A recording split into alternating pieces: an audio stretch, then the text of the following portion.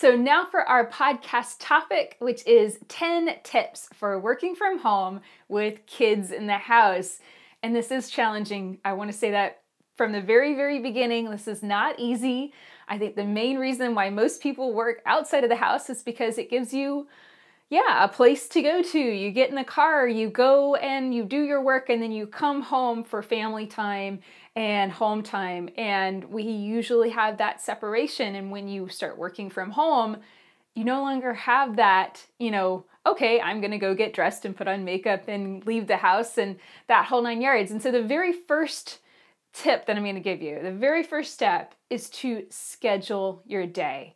Live on the same schedule or as close to the same schedule as you did before when you were still leaving the house to go to work. And that means wake up early enough that you can do your hair, makeup, take a shower, shave if you're a guy, whole 9 yards. Whatever you used to do before you went into the office, continue to do now. And there's a reason for that. That whole daily morning ritual is what wakes you up.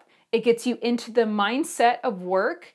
And then every time you look at yourself in the mirror, you're not looking at, scraggly beard or unwashed face and crazy messed up hair. You're looking at yourself the same way that you look at, how you look on a daily basis when you're going to work. So psychologically, I feel like that gives you that click in your brain to say, I'm working, I'm awake, that whole kind of in the back of your head thing. You're not taking a break. You're not at home. It's not free time. You're still in work mode.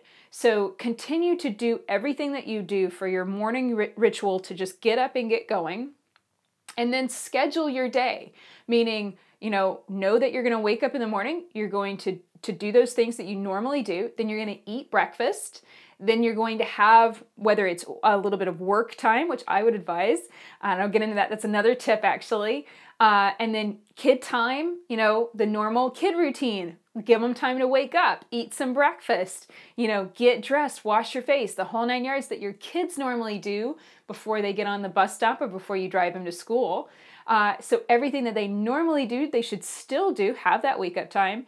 And then, okay, now it's school time. Whatever the school has set up for online learning, make sure that that is set up and at least one parent is there to kind of monitor that and make sure that that is actually on schedule and working out. And then I'll get into a later tip down the road too. So don't want to get ahead of myself here, but I think the number one thing is to work out a schedule.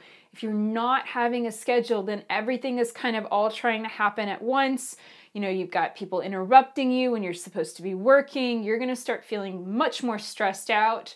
For me personally, I really started scheduling in about 2012, 2013, and I saw an enormous difference. Not only I was more productive, but I was also happier and less frazzled because I knew, okay, I have an expectation. I'm getting up. I'm going to do these things before there's other people in the house, before there's, other things going on.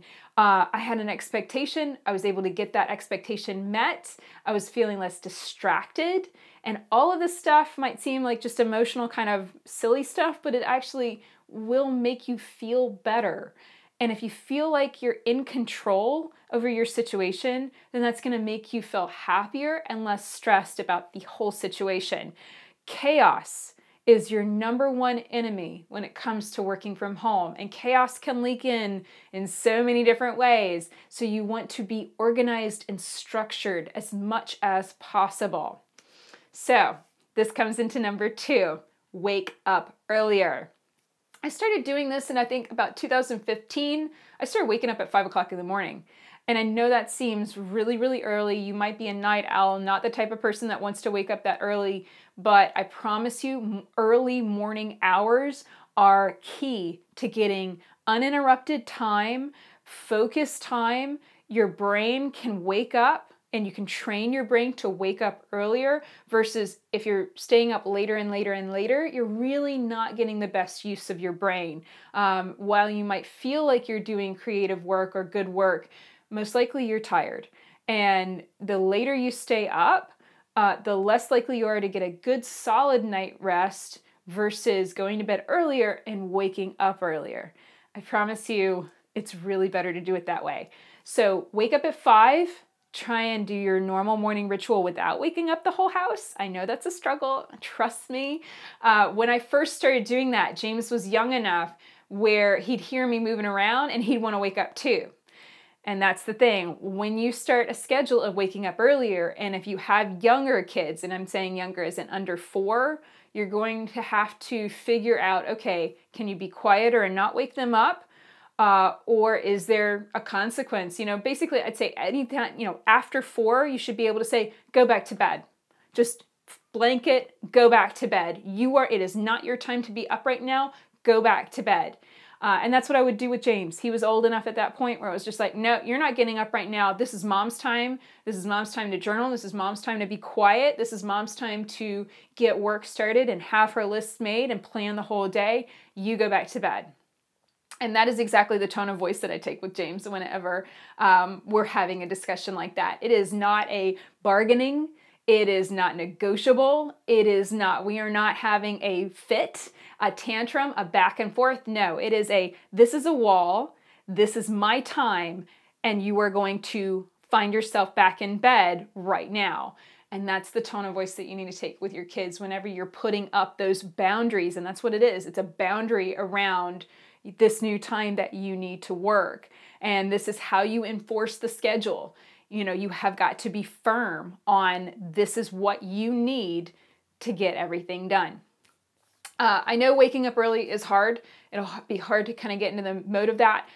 Getting up early also goes with going to bed early. And this can be a helpful part of your structure and your scheduling for the day too.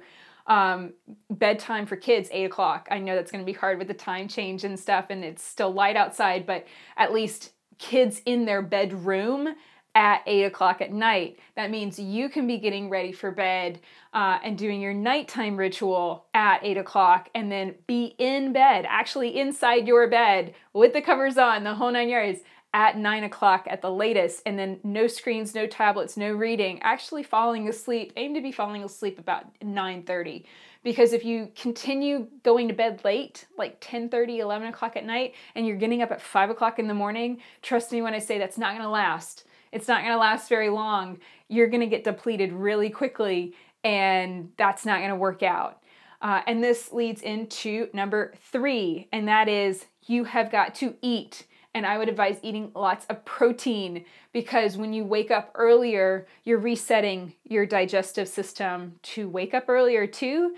And you're going to be hungry, and hungrier at weird times. Like I can remember when I first started waking up earlier and going to bed earlier, I was getting crazy hungry at weird times, like at 2 o'clock in the afternoon.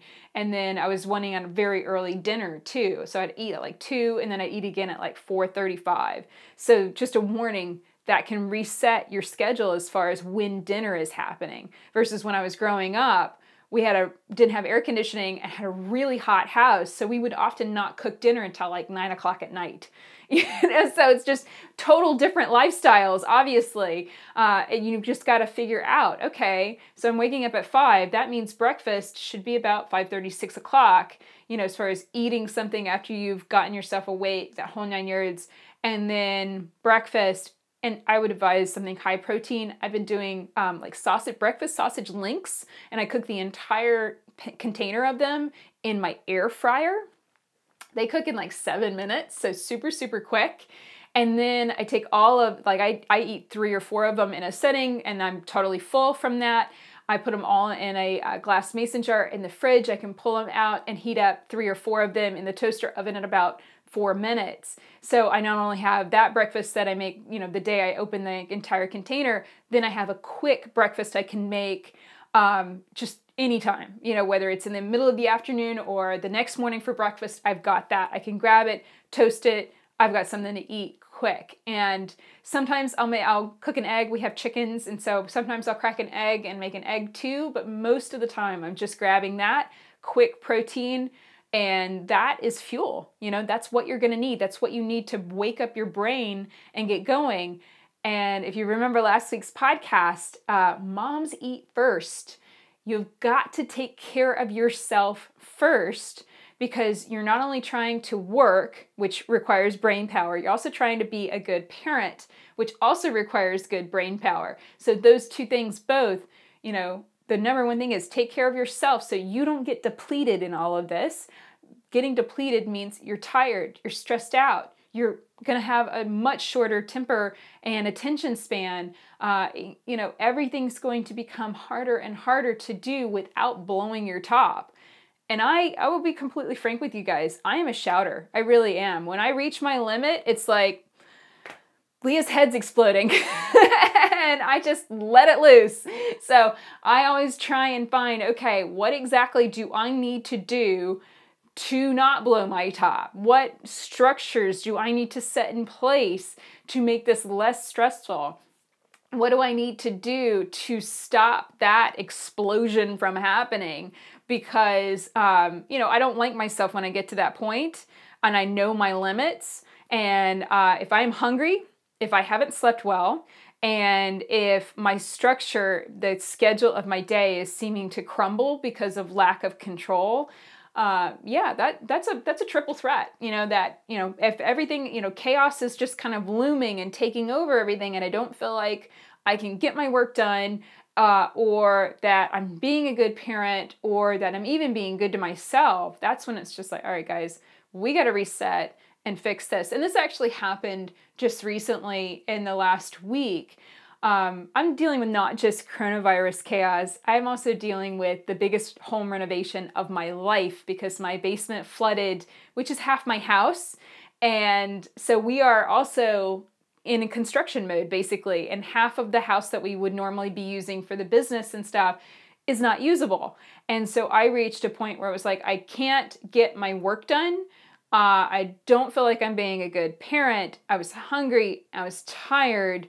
And I wasn't getting any personal time to just be quiet and be alone and rest and relax and not be working, So that kind of just, it just really blew up, last week. And a lot of the tips that I'm pulling together for you guys today is coming out of that and inside of going, all right, when it got too much, what was the number one thing we fixed it? Well, the number one thing that I used to fix it was eating better. I started eating better. I rescheduled. So I figured out a better schedule and put that in place. I did not start waking up earlier because I'm already waking up at 7 right now, and that was working fine. But I did do one extra thing, and that is our fourth tip, and that is respect time and respect space. How we did this, we instituted this in our house. Josh printed out stop signs.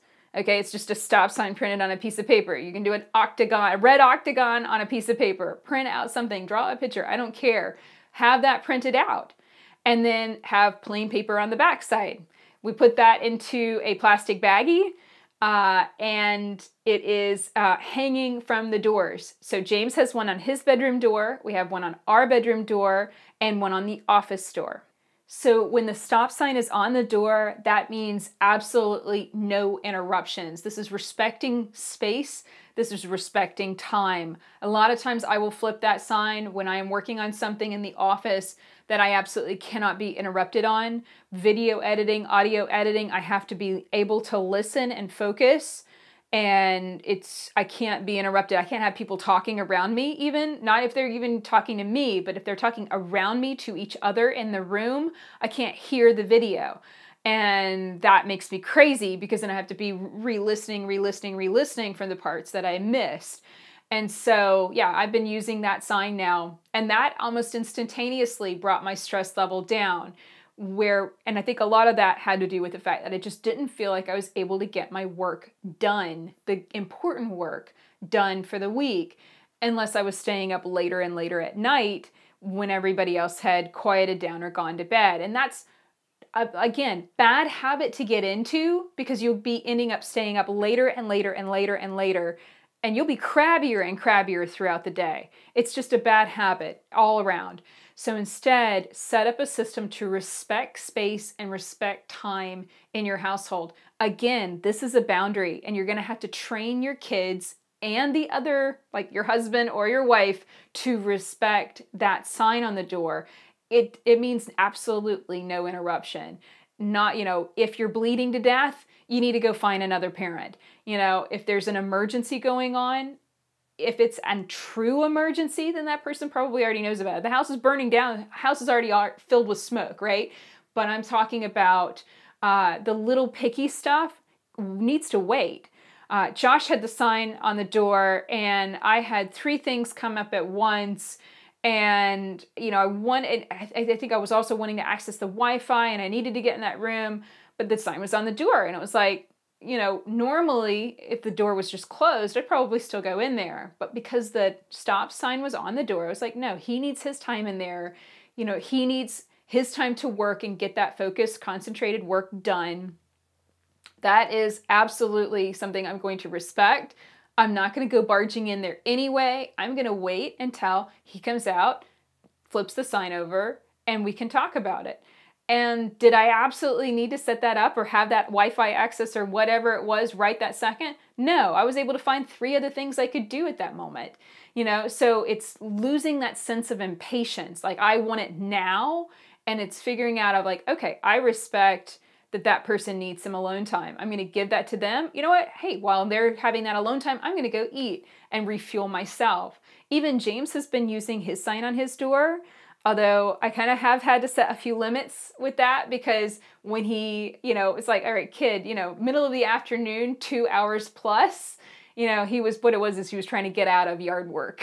So to a small degree, I've set some limits on how long James can have his stop sign on his door, simply because I know he's trying to get out of some of the yard work and things that we are giving him to do, because this past week has been spring break for him, and they did not have any sort of schooling at all. This coming week, he will be actually doing online school, and you might be dealing with this as well. So this is kind of getting into my 5th tip, and that is you need to set up dedicated spaces for each of these things. Just like you need to have an office and a door on that office, so that way if you're needing that focused quiet time, you can put that stop sign on that door. Your kids are going to need a focused space to do their schoolwork, and it would be great if it was a room with a door as well, or a space away from your office. You're not going to try, and it's just not going to be possible for you to be able to do your work for your job, and help your kid with school at the same time. Those 2 things are probably not going to be able to be combined together. I'm just saying, because I know from experience, with the like James and homework and that kind of, any kind of computer work that he's doing for that, usually it is very distracting from me trying to get other work done. Even if we're in the same room, it's just too much. So I would say, look at your house and be creative. Figure out where, okay, that little spot in the living room, we have room for a little desk right there or a little table right there. It doesn't have to be big. That can be cordoned off and set aside for schoolwork, or even the kitchen table can be the schoolwork zone for that day, and then maybe cleaned up for lunch and then brought back out for the second half of the day. It truly doesn't matter exactly how you set this up, as long as you set it up and it works. So the first week that you try online schooling or do something along those lines, if it doesn't work, if you're feeling frazzled, if even with a strict schedule, things are not working out, maybe your kids are fighting with one another, something like that is going on, you need to just be creative and think of another system, another way that it could work out better. Be on the lookout for, ways of making it work. Like, even having your kids stand. I know it might sound weird, but, my son is a major wiggler. He likes to wiggle around and be constantly moving. So for him, I think it's a great idea to have it set up where, he can have his tablet set up on the bar. We have kind of a high countertop in our household. So he can be standing and working and kind of wiggling and moving his body, but still able to get his job done, still able to get his work done. So think creatively when it comes to where your kids are going to be doing their online work. And then your office, when you are having your work time, make sure that's your dedicated space has a door on it that you can shut. You can put up that stop sign and say, this is my time. I've got to be able to get my work done. And enforcing that, you have to. You have to. It's a boundary. You've got to enforce that if you interrupt mom or you interrupt dad while they're trying to work, that there's a consequence to that. And that consequence is doing something that that kid is not going to want to do. So this is number 6, and that is send kids outside to play. Give them a book to read. Do whatever you've got to do. Sending kids outside, this is the thing I'm kind of confused about. I'm hearing everybody say, stay inside, stay inside. Well, you can play in the yard, can't you? I mean, I'm kind of confused by this. Quite honestly, coronavirus is not in the soil. It's person-to-person contact. The kids can play in the yard. Send them outside, play in the yard. I mean, don't have a block party with all the kids in the neighborhood, but you can play in your yard. That's the point of having a yard, right? So, make sure that your kids know they can only play with each other, meaning siblings in the house. They can play in the yard itself, not down the street, not taking a bike ride around the block or anything like that, but they can absolutely play in the yard. Giving them a book to read. If it's a book that you remember reading in school, then you can ask them about it and know where they are and kind of gauge where they are in the book. And that's a great way to interact. When it becomes punishment, and I do this a lot with my son, because it's like, first warning, it's, no, you're interrupting me. The sign was on the door. That's first time. I only give him one shot. He interrupts me a second time, and it's not like, okay, you're gushing blood and dying. Okay, I understand that. If he interrupts me a second time, he's in trouble. That's it. I don't give third warnings. I don't keep allowing someone to interrupt me and interrupt me and interrupting. This is how I get my work done, guys. I'm not being mean. I'm making sure that I get my work done and I have that time to be a good mom. If I let my kid continue to interrupt me, I'm not going to be able to be good at either of those two things, right? So at that point, it's go outside. And this is something my dad did to me when I was a kid, and I hated it. But I now do it to my kid too. Which is, I laugh about it, but he's probably going to do it to his kid. And that is, I lock the doors. I throw him outside. I make sure he has a water hose to get some water, and I lock the doors. And you know what? He hasn't died yet.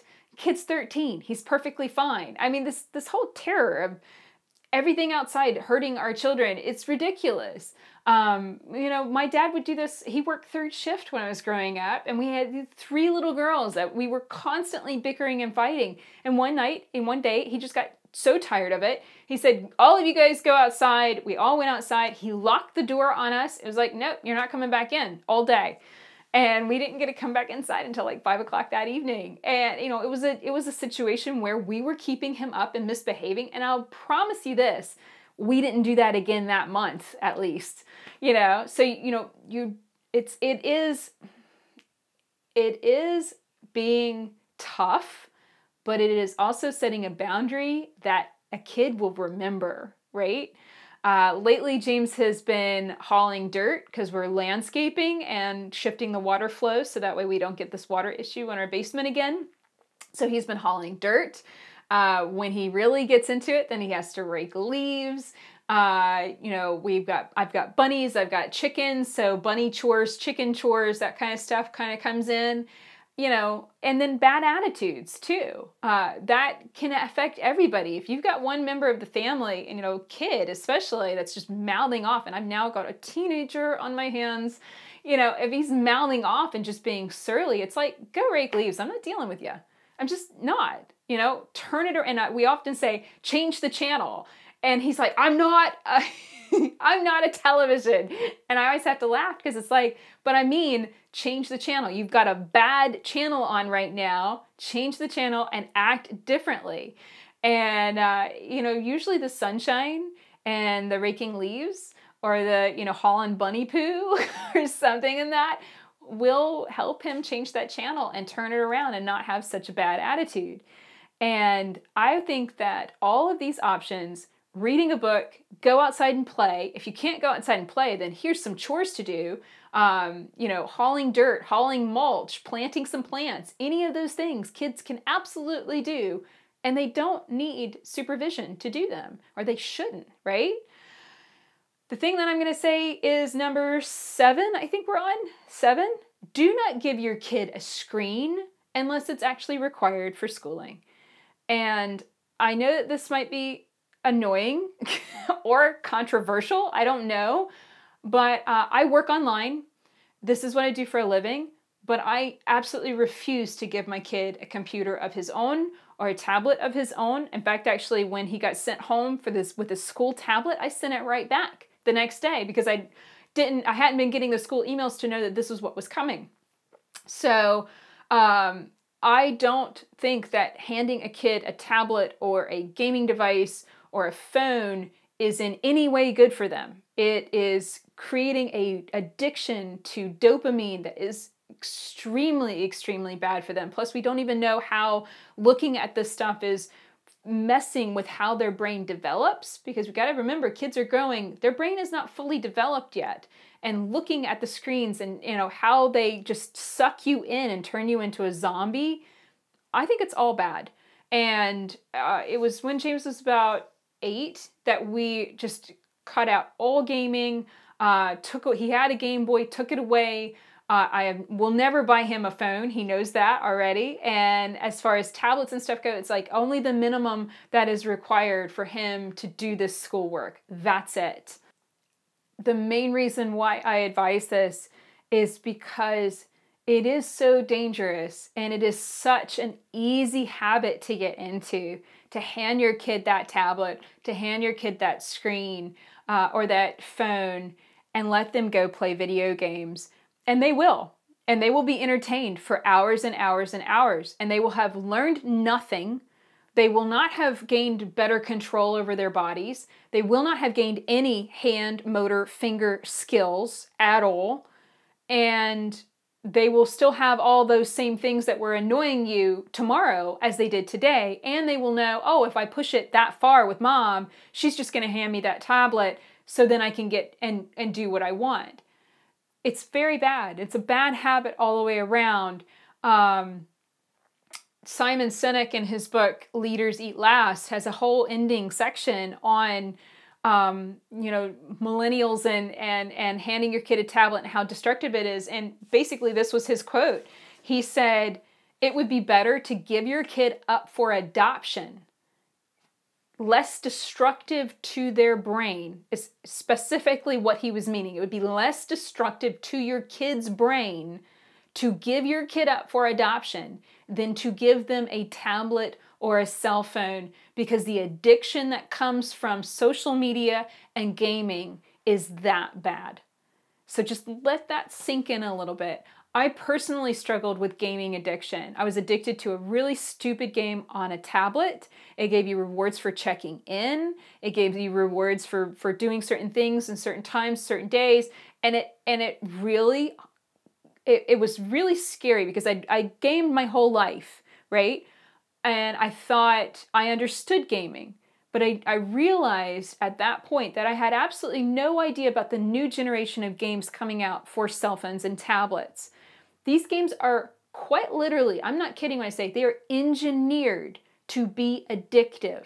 They are engineered from their very platform, make up how everything works, how the buttons are touched, how the game interacts with you, how it encourages you to play again tomorrow, how it encourages you to spend money and play and play and play and not stop. All of those things have been carefully engineered using the same kind of casino style addictive things, the addictive triggers that read off of our brains, right? It's engineered in that way to be addictive so you don't stop playing, so you spend the maximum amount of money on the game. This is so, so different from the traditional console games that Josh and I grew up with, like N64 and NES. We've been playing these old school games because they're not addictive. They don't have data learning in them. They don't have all of this, and you buy the cartridge and you're done. You don't have to continue shelling out cash for energy or crystals or whatever. These new games these apps designed for tablets and cell phones are designed to be addictive in a way you cannot possibly understand how destructive they are. I pulled myself out of that video game addiction, and I literally feel like I lost 2 years of my life to that, because it was so easy when I was playing that game, because everything else, all my goals, all my ambition, all, the things that I really wanted to do, they just felt further and further away. It just felt like, oh, well, I'm relaxing. I just want to enjoy this game for a little bit. I've had a hard day. I just want to relax. But what I wasn't realizing is that in the normal time that I, was playing that game, I could have been working towards these other goals that I wanted to achieve. I wanted to write other books. I wanted to make other videos. I wanted to do other things. And instead I was playing a stupid video game on repeat, and letting it distract me, and letting it, basically take all that ambition and those goals and those things I wanted to do and learn, and just make it all seem very nebulous and far away. But it was all coming out in my journals at that time of just extreme frustration, anxiety, and, why do I feel like I'm not getting anything done? Well, the answer is that stupid video game was stopping me from getting anything done. So don't do that to your kids. Do not hand them a gaming device. Do not hand them a tablet and let, the one for schoolwork done, put it away. Put it in a safe. Put it in a closet. Hide it from your kid. The reason why I sent that tablet back to school, and I'm going to have to go and pick it up now, is because James had a totally different thing with it, because it was his. In his head, it was like, oh, that's mine. And he could touch it anytime he wanted. He could unlock it anytime he wanted. Even though there's no games on the device, he was still playing with it. He was still interacting with it constantly, in a way that he never did with my iPads. I have multiple iPads in the house for different things that I do for work. But because they're mine and they have my passcodes on them, he never even plays with them. They're basically, bricks to him. He doesn't even look at them. But the one that he had, because he could unlock it, he was acting differently with it. And that's why I sent it back to school. It's like, I don't want this here to be distracting him, because it's what it was doing. It was constantly distracting him. He was coming back over there and just clicking the button, just opening up the home screen for no purpose other than just to look at it. That's addiction. That's addictive behavior. I don't like it at all. So it'll be schoolwork, and then that tablet goes up. It'll go in the safe, right? And then that's it for the whole day. And then we'll pull it back out again. Whatever systems you need to install. But the very great risk, the thing that I worry about most with this quarantine and virus stuff, is that we're going to be reinforcing the wrong behaviors with our kids. We have basically the best chance ever to sit down and give our kids an extra helping hand with school, to make sure that they're on the right track with math, to make sure that they know, how to read and what, stories that we enjoyed reading when we were kids, and to share those with them, right? We have a chance to sit down and teach them new skills, handwork skills, sewing, quilting, knitting, all of these fun things that we can potentially have the time to teach to our kids. But only if we take that time instead of letting it all fritter away in a gaming ether. We will not gain any new skills from that. So that's why I'm going to say that is absolutely a tip. Don't succumb to that. It's so easy and it's so tempting, and I know that, but please don't. Take this time to be with your kids, not turning your kids into zombies. And that's exactly what tablets and video games and cell phones do to them. Okay. Number 8, I think that's what we're on, and that is don't bite off too much work per day. When you are just getting started working from home, you're, of course, going to have an adjustment to figure out how to get into the zone, right? So we have, when we get to work, you probably have your normal kind of greet your colleagues, greet your other coworkers, kind of a normal ritual, whether it's to get a cup of coffee, go to the bathroom, get a glass of water, something like that, and then to sit down at your desk, and then you kind of, you're ready to get to work mentally and then physically, right? So when you're working from home, you've got to simulate that same routine, and then you've got to get your home office kind of in the same situation where you can stand at your desk or sit at your desk in your home office and you're ready to get to work. So this was this is coming from the beginning. So still do your normal morning ritual to wake up, still put on makeup, still do your hair. Trust me when I say, if you try and work from home and you look like a mess and you're still in your pajamas, you will not have the same energy level as if you continue to do your normal morning ritual, doing your hair, doing your makeup, getting dressed, whole 9 yards. I promise you, it's an energy thing. It's really weird, but it totally works. When you're working, try to put yourself back into the mentality of where you were with what you were getting done at your job, and try not to bite off too much at a time. This is really easy when we work from home to have these great lofty expectations of getting tons and tons and tons of work done. And the reality is it's harder to work from home because there's so many other distractions. Distractions from your normal life, such as that video game you might like to play, the things that you like to check on your home computer. You might need to restructure your desktop on your computer completely, meaning delete all of the apps or all of the programs that you normally would check in on when you're at home playing on your computer versus when you're at work.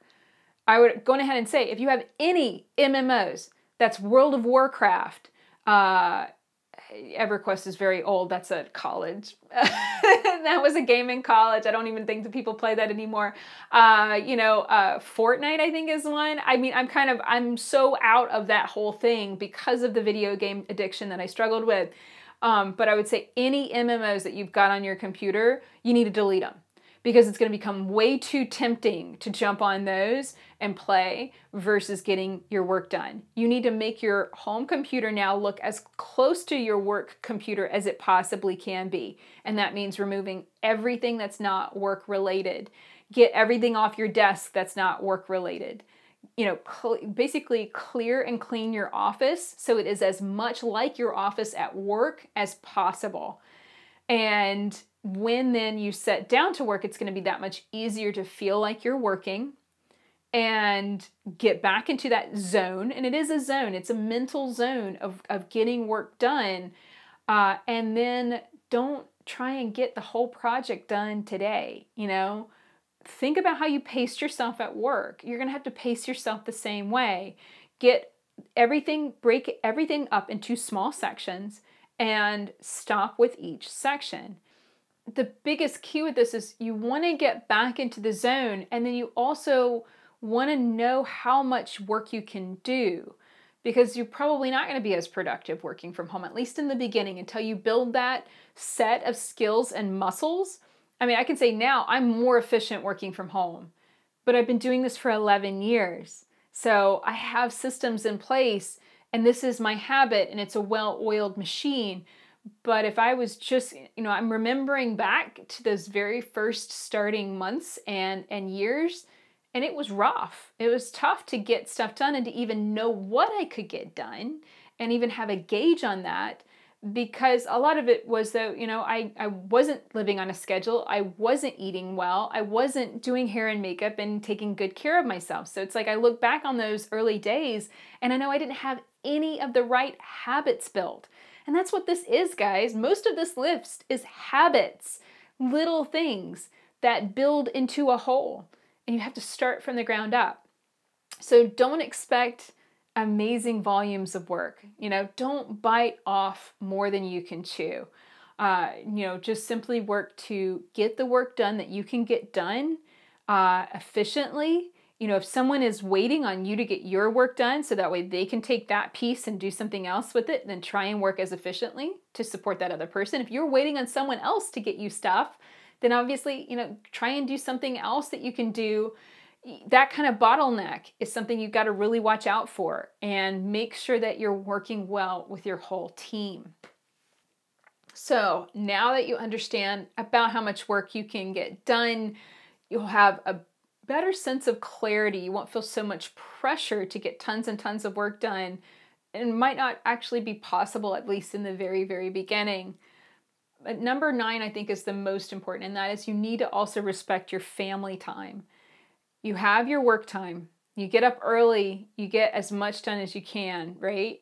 Your kids are getting as much done as they can. They're doing their schoolwork. When they misbehave or they interrupt you, then have some consequences set up, whether it's yard work, housework, something along those lines. I mean, when I was a kid, stand in a corner for an hour was a punishment.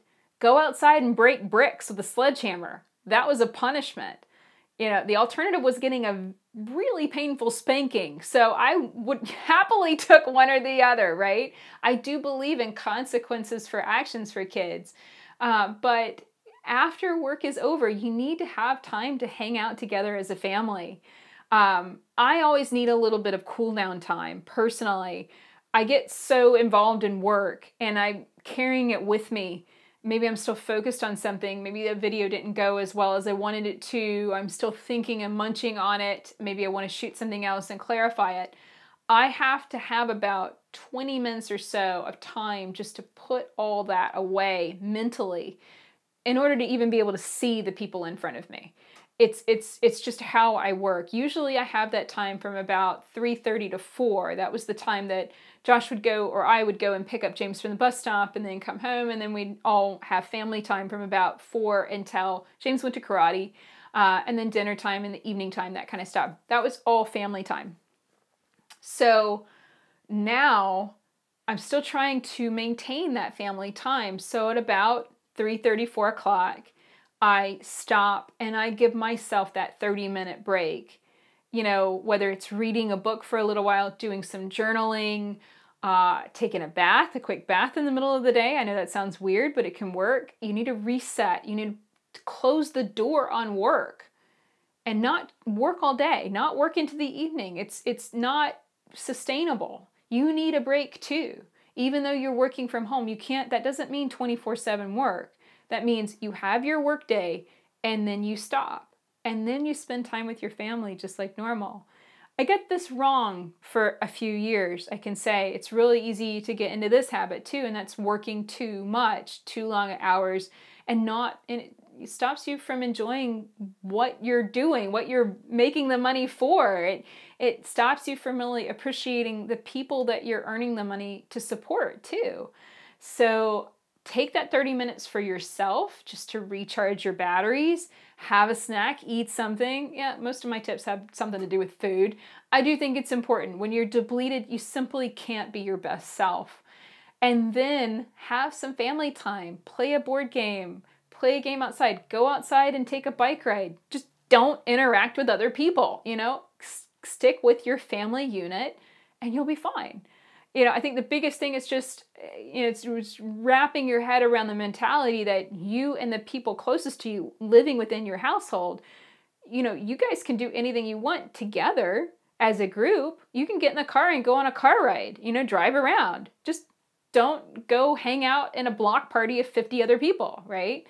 It's kind of getting into that mentality that you guys can still do anything you want. You can drive anywhere you want, just so long as you're not sick and you're not spreading this virus around, and you're not also adding to a great volume of people somewhere, right? So I think figuring out some fun things that you can do together. James is wanting to do a Nerf war today. So we're going to pull out all the Nerf guns after I get this filmed and have a Nerf war in the upstairs. And of course, I'll be picking up Nerf darts for the next 3 days. But it's fun. We have a good time with it. We run around the house and shoot each other with Nerf guns. It's a great time. And it's actually a stress reliever to just stop and be a kid. Hide and go seek, as simple as it is. It's fun. But I can only let myself get there if I've gotten my work done and I've been able to also have that time to close the door on it too. I don't find it easy to just stop work and then immediately go try and be a mom. That's mentally, I find that very stressful and difficult. So I always need that little bit of time just to be like, all right, just give me a minute. Let me have a snack. Let me journal for a bit and then we'll hang out and have a Nerf war. And that always works out really, really well. My last tip, and I kind of hinted to this at the beginning, and that is to take turns with your spouse, or if you've got another more or less adult in the household, take turns being the main caregiver. Take turns being the person to crack the whip over school stuff, because I think online learning is going to be a lot harder than we think, as far as, especially with boys, keeping them on task, keeping them focused on the work. So Josh is taking that over. He's going to kind of be school marm with James. And while I focus on shooting videos and editing my normal routine. And so while Josh is doing that role, after he gets done with that, then I'm going to take over with James, and we're going to spend some time together to give Josh some time to reset and be alone, right? So we're taking turns with who's hanging out with James, and then we'll still have our normal family time all together, all three of us. I think it's really good to do it this way. I don't think one parent should keep the kids all the time. I think it needs to be a balance, but that balance is going to depend entirely on your family, on your situation, on your schedule, on how that's going to work for you, right? And you've just got to figure out what's going to work. When you need help, ask for it. When things are not working, when you're feeling frazzled and angry and discombobulated, say it, express it, make it clear, make your wishes and your needs known. Moms eat first, and caregivers have got to make it clear when they're feeling depleted, because that's when, you cannot care for someone else if you have not first cared for yourself. You've got to take care of you first and make sure that, mentally and physically you're feeling fairly good. And then you can then have the strength, the stamina, the good attitude to then go help others. Another interesting thing about that book that I've just read, Leaders Eat Last by Simon Sinek, he said that the most destructive thing for kids is a parent who works very long hours and comes home with the bad attitude from work. That parents could work long hours, but so long as they came home with a good attitude, it wasn't damaging to the kid at all. I found that really, really interesting. I think a lot of parents focus on working shorter hours, but maybe not in a job that they necessarily like. Well, even if you're working shorter hours, if you're coming home with a bad attitude, that's affecting your kids, right? So it's trying to figure out a way in this work from home situation how to make this work for your family in a way that you're enjoying what you do, you're getting your work done, you're being productive, you're not driving yourself crazy in the attempt, and then you're able to shut the door on work and still really appreciate and enjoy the time that you have with your family and have a good attitude, a good mood for the whole rest of the day. I think that's absolutely essential.